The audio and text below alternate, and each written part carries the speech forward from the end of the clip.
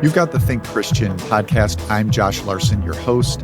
I hope you forgive the irony of this episode. We're going to spend the next 30 minutes or so talking about the spiritual value of silence. And because we believe there's no such thing as secular, we're going to do that within the context of a movie, A Quiet Place Part 2, and a streaming series, The Underground Railroad. One has the notion of solitude and silence baked right into its concept, into its very title. The other tackles all sorts of ideas about slavery and American history, but tucked within those are instructive moments of quiet. I've had these things on my mind since recently finishing a book by Ruth Haley Barton, Invitation to Solitude and Silence. In it, she writes, I believe silence is the most challenging, the most needed, and the least experienced spiritual discipline among evangelical Christians today. It is much easier to talk about it and read about it than to actually become quiet. We're a very busy, wordy, and heady faith tradition, yet we are desperate to find ways to open ourselves to our God, who is, in the end, beyond all of our human constructs and human agendas. Now, as a planner, an achiever, a doer, I can definitely relate to that. Sitting still before God is very difficult for me. So I really appreciated Barton's book. I found it to be invitational, as the title suggests, creating a space, offering us to come enter into it, rather than being accusatory about why hasn't this worked for you in the past, or what do you need to do, what steps do you need to follow to make it work. She has a very invitational approach. So with her words on my mind, moments of solitude and silence in TV shows and movies have been standing out to me. And this was especially the case with The Underground Railroad and A Quiet Place Part 2. So I invited Kathryn Freeman and Sarah Welch Larson on the show to explore this theme. Let's start with Sarah and the movie about monsters who detest silence because they hunt humans by sound. Sarah Welch Larson is here to talk about, I think we can probably describe it this way, the first post-pandemic blockbuster. It's a movie that brought in hopefully vaccinated crowds to theaters. It earned actual ticket sales, not just streaming subscriptions. It's A Quiet Place Part 2.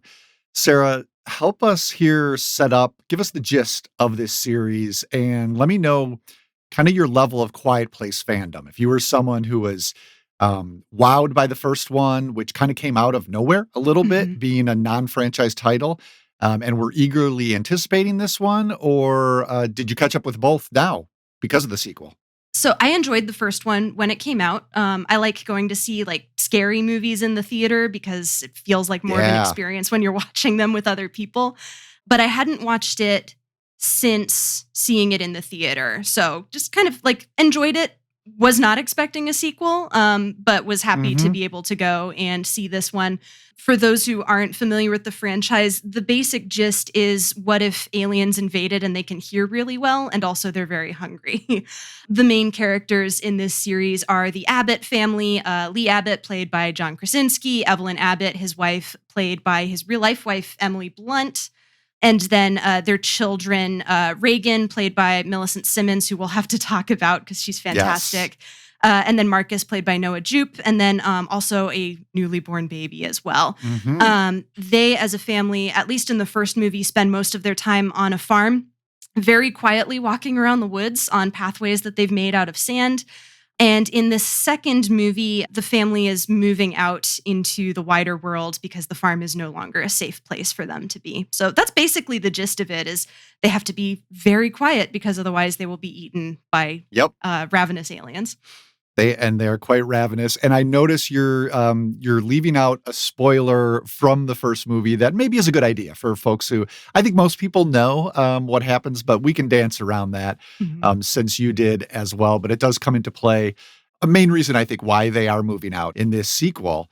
And yeah, these creatures are essentially blind, so they only hunt by sound. It's the only way they can find prey. And I really love, kind of a simple, an old-fashioned high concept that I think the first movie really ran with. John Krasinski, as the director and a co-writer there, knew how to wring suspense and tension out of that concept. And it was maybe its most compelling element.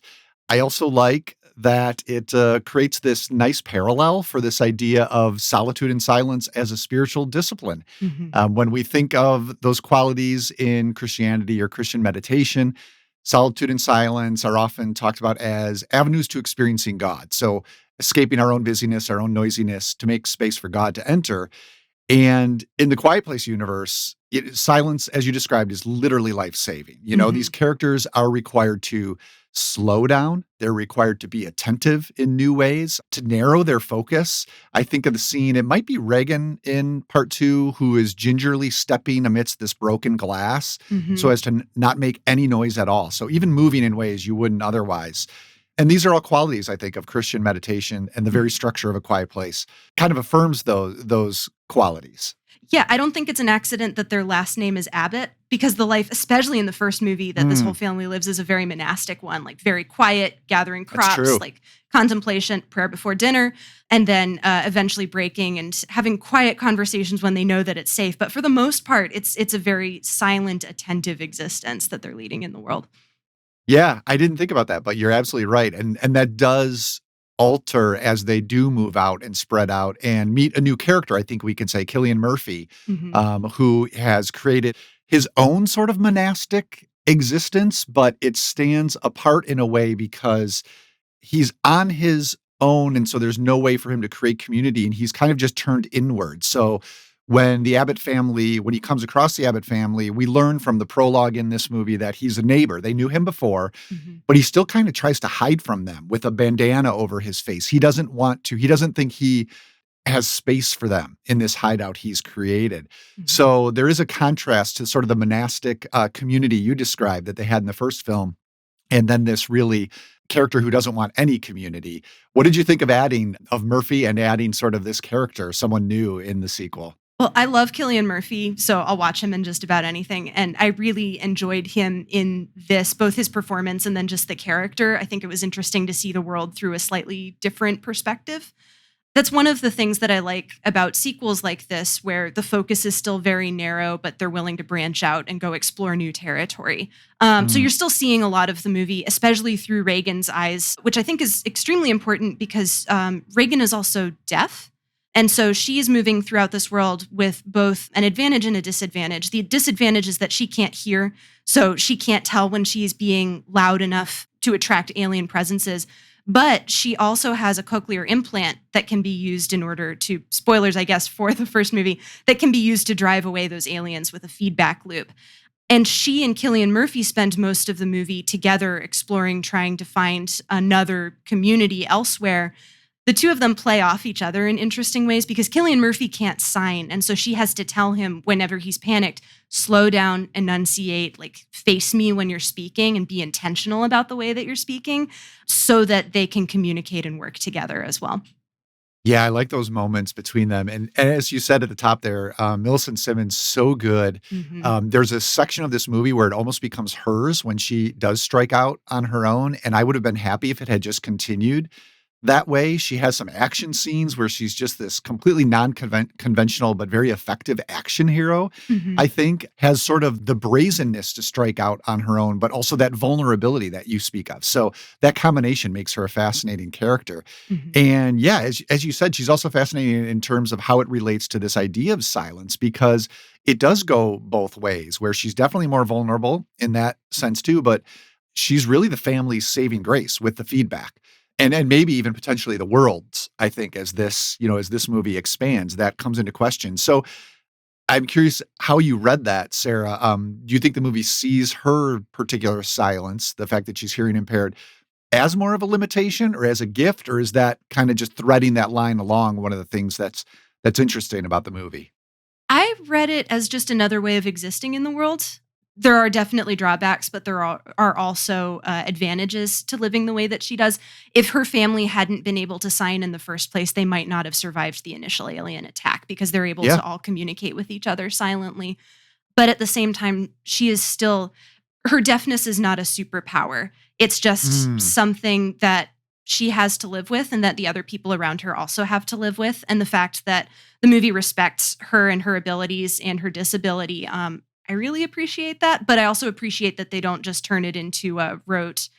she is special because of this, and that makes her like more than a normal person, you know?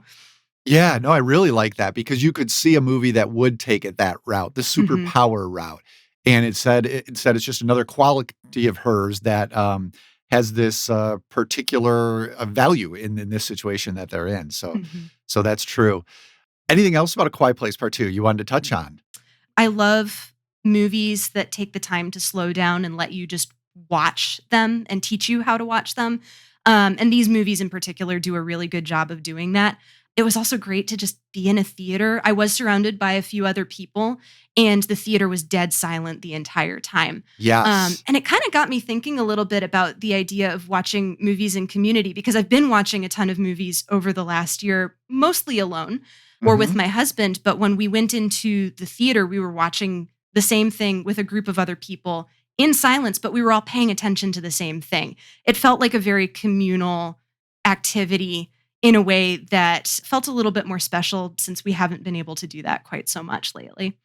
Yeah, I'd agree. I mean, that was my experience with it. And I definitely remember, a couple of years ago when the first film came out, it was one of those where it just created that aura in the theater that everyone on the screen was kind of leaning forward and trying to desperately garner necessary life-saving information in ways that they weren't used to. A lot of movies, especially I think this can happen in genre movies, either action or horror, they can overwhelm you with information and stimulus, and you kind of want to retract from them. At least I do. And this was a horror movie, a monster movie that is the opposite. It does use that quietness and that stillness to make you kind of force your attention on the screen.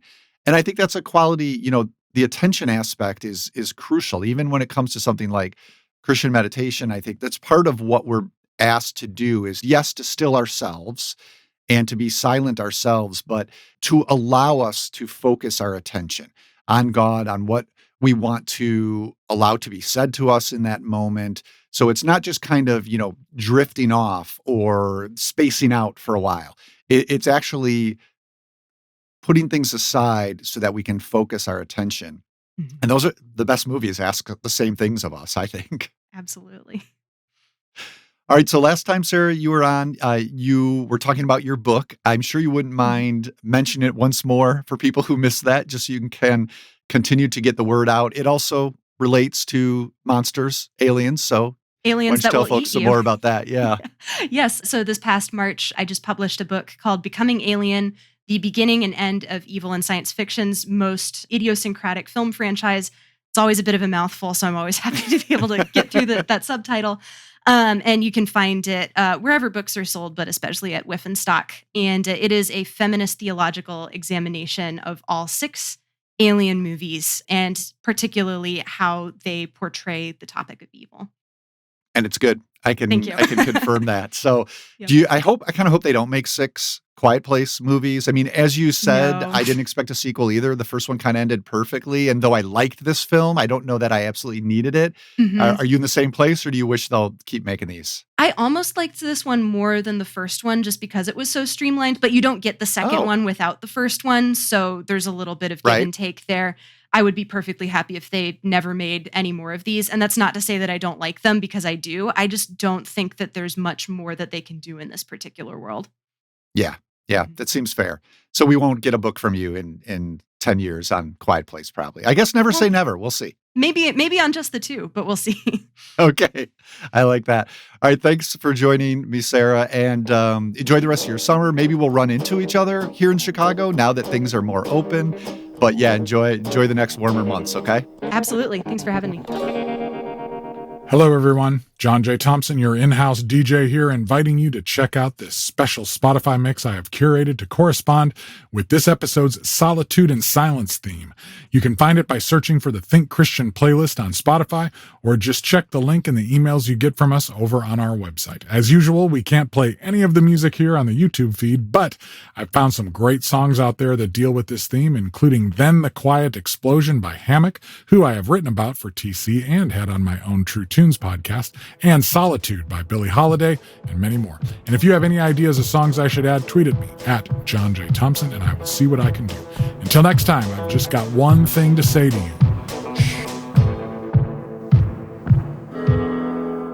Josh Larson here, back with another member of the TC podcast team, Kathryn Freeman. We're going to tackle a topic that at first doesn't seem to have much to do with solitude and silence, the Underground Railroad. This is a 10-part Prime Video miniseries. It came out in May, and it follows the journey of an enslaved woman named Cora, played by Tuso Mbedu. Cora escapes a Georgia plantation and makes her way across the southeastern United States over the course of the series via this literal underground train. It's based on the Pulitzer Prize-winning novel by Colson Whitehead, which is largely historical, but it does have these occasional magical realist flourishes, like that railroad line that runs beneath the earth. The main creative force behind this series is filmmaker Barry Jenkins. He made the Best Picture-winning Moonlight, also the James Baldwin adaptation If Beale Street Could Talk. Kathryn, I think we both took this series slowly. It depicts significant trauma in nearly every episode. Best not binged, fair to say. So I am eager to hear, now that we've both finished, let it sit, gotten some space from it maybe, I want to hear how you describe the experience of watching this, even as a series compared to maybe a film, a Jenkins film. What did you take away from watching The Underground Railroad? I love Barry Jenkins. I think he's is super talented, and I think that the way in which he shoots Black people and Black life is really beautiful. I think it is not a series to binge. It's really hard to watch. And so I understand for people that just can't, stomach that level of trauma, because it does get pretty violent in some places. But I would say as a project and the subject matter, I had a very hard time reading the book. Quite honestly, didn't finish it because it just was so much. But I think with this series, it's obvious to me the care he took to tell the story of enslavement of Cora in a way that does not hide the trauma and the brutality, but also doesn't relish in it. But then I think also there are just these moments of just beauty and peace and flourishing. And so that I read some interview that he did where he said, before he did this movie, he would have said, oh, my ancestors were enslaved. And he was like, after I did this, I realized, they were blacksmiths. So he pays attention to the totality of, he's not glorifying slavery and he's not glorifying sort of racism or, owning of people, but he is giving people dignity and a fuller story of yes, this person is enslaved, but they also can recite the Declaration of Independence and they're a talented blacksmith or winemaker or gardener or whatever these other things are. So I really appreciated that. And then I think it's just also just a really beautifully shot. It is very cinematic. It's a TV show. To maintain that level of excellence over 10 episodes, hats off to Barry Jenkins. Yeah, I think dignity is a really useful word to describe what he's doing here. I hadn't heard that interview, but that makes a lot of sense to me. The people we meet are not defined by their situations entirely. They're given other facets, and the series spends time with them. Maybe that's an advantage it has as a series. It spends time with them doing some of those other things, living their lives in different ways. But it's the persistence of dignity, I think, and beauty, as you said, even amidst hell on earth, a literal episode where the landscape is scorched and yet there is recognition of that and the awfulness of that, but also the camera keeps searching for beauty. And I think that's a Barry Jenkins touch, Beale Street especially did that. A story that could have been told completely as one of oppression and indignation is really about the main couple's relationship and the beauty of their relationship as much as anything else. So similar things are being done here as far as the visuals. I think of the many portrait shots he gives us. Yeah. There's one of Cora near the end. She's sitting by the fire and the camera just takes its time to find her and just sit with her. And she kind of turns and looks into the camera.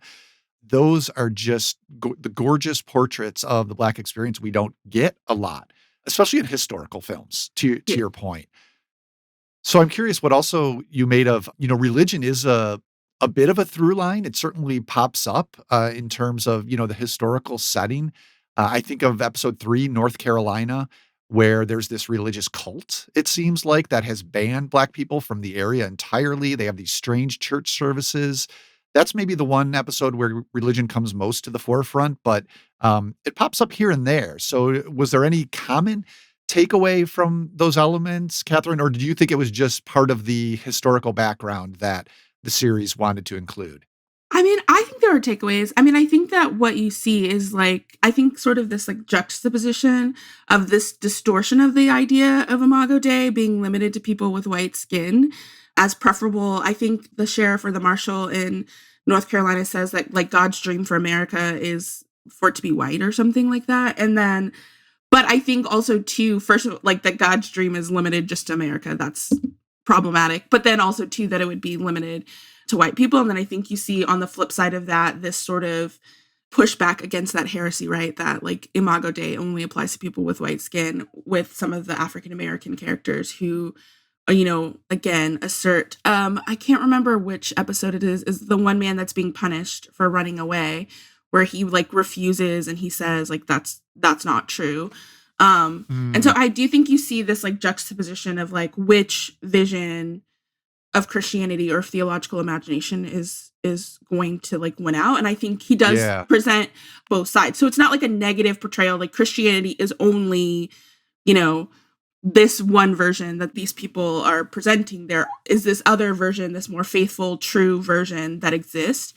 And so I think the question the show is asking, and I think we are still asking hundreds of years later, it's like, do we believe what the Bible says about all of humanity being created in the image of God? Or do we take a more limited view of like only people who look like me or only people who, you know, live in my neighborhood are worthy of dignity and that sort of thing. And so that is from the book. So, but I did think it was like an interesting, because I think also too now in like pop culture, sometimes it feels very trendy to just like bash Christianity and say like, they're all hateful, they're all bigots, and it's always been this way. And I think he does a really good job of showing both sides. And I think also, too, it just speaks to, again, I think the importance of historical, like, Black church, Black faith, and as part of this sort of maintaining of dignity and affirming the dignity and the createdness of Black people, and that you are more than your position, you are more than what they say you are more than an enslaved person, you are someone, you're created in the image of God, but you also have skills and you can also, you know, preach and be a deacon and all these things within the church walls. And so, I thought it posed really great questions about, you know, what I guess true Christianity, for lack of a better word, is. Yeah, presenting different expressions of it. Some that we would claim heretical, and some that push back exactly against that. And there's an instance, I think, in an episode I wanted to get to in episode 5, Tennessee Exodus, it's called, that also ties into this idea of solitude and silence I wanted to bring us around to. There's a couple moments throughout the series, I think episode 3, that one we were just talking about with the cult community, there's a lot of silence in that episode because Cora is taken in by a couple and hidden in their attic, where she encounters an African-American girl who's been hiding there for some time, and they have to remain silent because if the servants come into the house and hear them, they'll turn them in. So there's quiet gestures and whispers. So silence is very much key to that episode. But the one I'm thinking of is actually in episode 5, Tennessee Exodus, where there is another expression of Christian faith that you're talking about. In this one, Cora has been captured by the bounty hunter who's been chasing her since the start of the series, played by Joel Edgerton. She's thrown in the back of this covered wagon, and there is another man shackled in the wagon, Jasper, played by Calvin Leon Smith. And Jasper's silence is a through line of that episode. Incredibly striking how he refuses to talk. To Cora's dismay, he won't talk to her either. He sings to himself on occasion. And it struck me that he's using solitude and silence almost to disassociate himself from his situation. Jasper, please talk to me. Please. Going down to the River Jordan. I'm going down to the River Jordan. Hallelujah, said I. Going down to the River Jordan. I'm going down to the River Jordan. one of these days.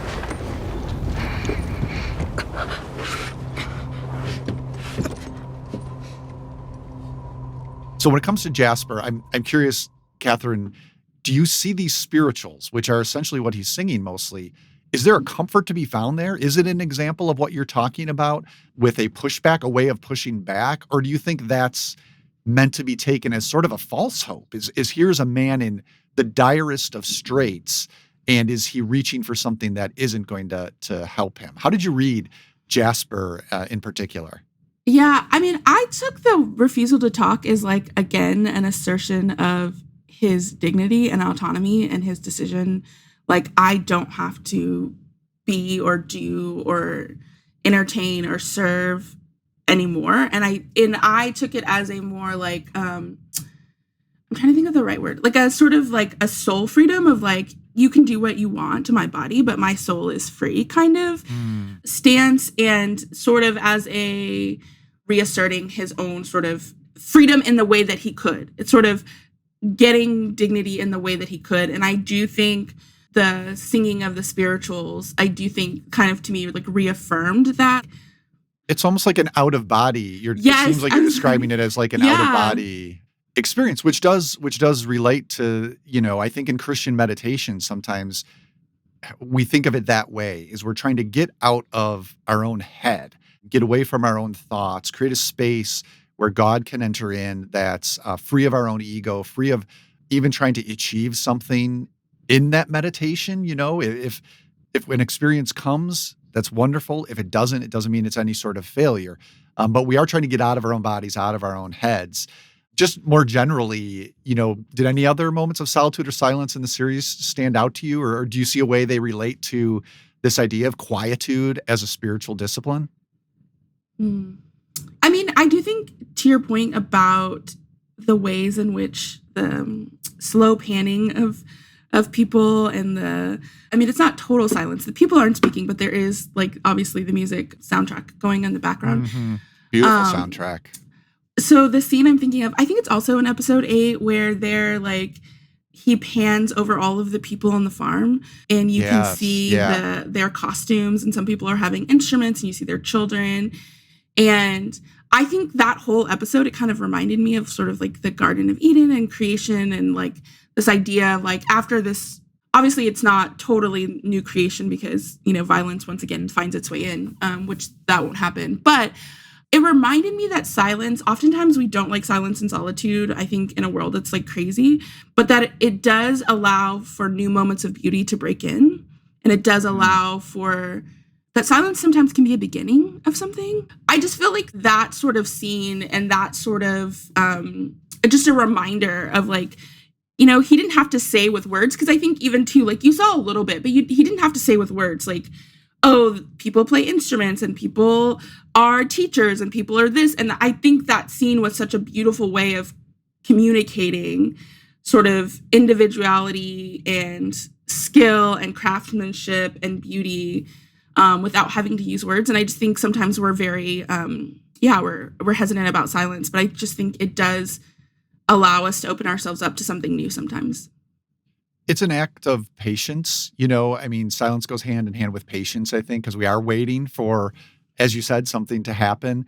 And I'm glad you mentioned the camera panning, because I also think what stood out to me throughout this series is a lack of edits, where the camera will cut from one image to another. Instead, and this is something you'll see in Jenkins' films too, it will pan or even float over to the next thing it wants to show you, which is a very different way of doing it than saying, quick cut here, this is what I want you to look at next. Quick cut, here's where I want you to look now.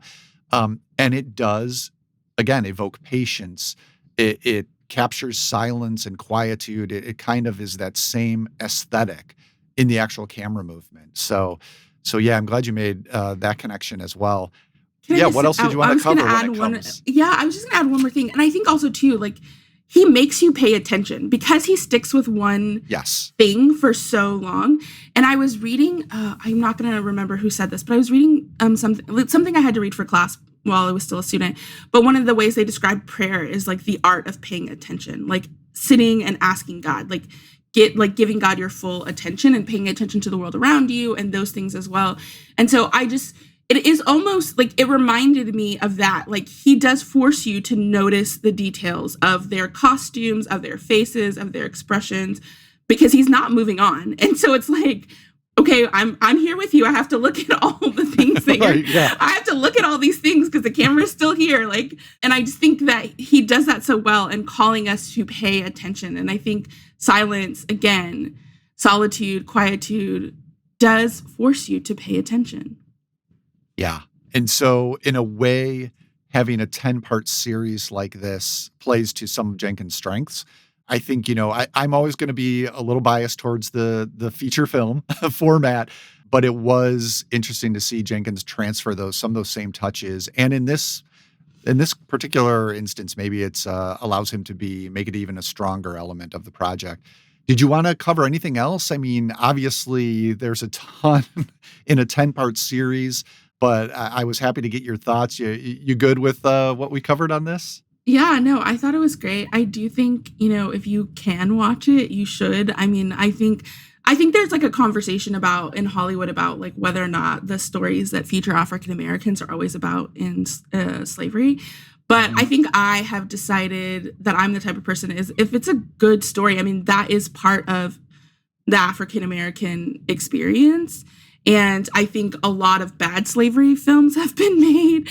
And I think this is good. And I think he doesn't relish in the violence against Black people. Like, it's happening, but he doesn't like linger, and it's not gratuitous. And it's like, he doesn't make it a spectacle. But I think, I think it's an important addition to that canon. And I definitely think it's worth watching if you can. Yeah, because it can veer towards exploitation. And I will say, the first episode, I wondered, because it is, one of the more brutal episodes. And I wondered, is this, what we're going to get? So I would encourage people, even if they feel that way about the first episode, is to stick with it, be patient, be quiet, and allow the beauty to kind of emerge, because it eventually does. And I think where we conclude, particularly, we won't spoil it, is in a really powerful place that strikes really kind of the no perfect balance between the brutality and the beauty that we've been talking about. So speaking of Barry Jenkins, I actually wrote about Moonlight a couple of years ago on the TC website. Claude Acho has written about If Beale Street Could Talk. So we will link to both of those in the show notes. You can look for them also at thinkchristian.net. Thank you again, Kathryn. Anything else you've been up to that folks should check out? Or I don't think you've ever plugged your other podcast when you've been on with me. And I definitely think that's something worth mentioning. So maybe tell people a little bit about that. Yeah, so I have another podcast. It's called Melanated Faith, and it's me and a friend of mine, and we talk about pop culture and faith and race from the perspective of two Black Christian women. So yeah, you can definitely check that out. All right, what's the name again? Melanated Faith. There you go. So encourage people to check that out as well. Thank you so much, Kathryn. Enjoy the rest of your summer, and we'll talk again soon, okay? Okay, bye-bye. Thanks for having me. I wanted to wrap up here by returning to Ruth Haley Barton's book, Invitation to Solitude and Silence. After that section that I quoted from before, she continues with this. With all of our emphasis on theology and word, cognition and service, and as important as these are, we are starved for mystery, to know this God as one who is totally other, and to experience reverence in his presence. We are starved for intimacy, to see and feel and know God in the very cells of our being. We are starved for rest, to know God beyond what we can do for him. We are starved for quiet, to hear the sound of sheer silence that is the presence of God himself. That's Ruth Haley Barton. Hopefully her words and this episode will be an invitation for you to open up space in your life for this same sort of quiet. Thank you to Kathryn Freeman and Sarah Welch Larson for coming on and considering Solitude and Silence in the context of the Underground Railroad and A Quiet Place Part 2. It's always a pleasure to talk to both of them. And they're both fun follows on Twitter. So check them out at Kathryn Annette and at Dodgy Boffin. Of course, you can follow Think Christian on Facebook and Twitter too, at Think Christian. For our YouTube viewers, you missed out on a couple of tracks selected by John J. Thompson for the Spotify playlist that he put together to accompany this episode. If you want to check that out, just search for the Think Christian playlist on Spotify. The Think Christian podcast is a production of Reframe Ministries. a collection of programs designed to help you see your whole life reframed by God's gospel story. Visit reframeministries.org for more info. Our audio engineer and post-production supervisor, that's John Reeder. Reframe's co-director, overseeing content strategy, is Robin Bassett. Thanks so much for listening. We'll be back in a couple of weeks to consider how another corner of our pop culture fandom connects with our faith.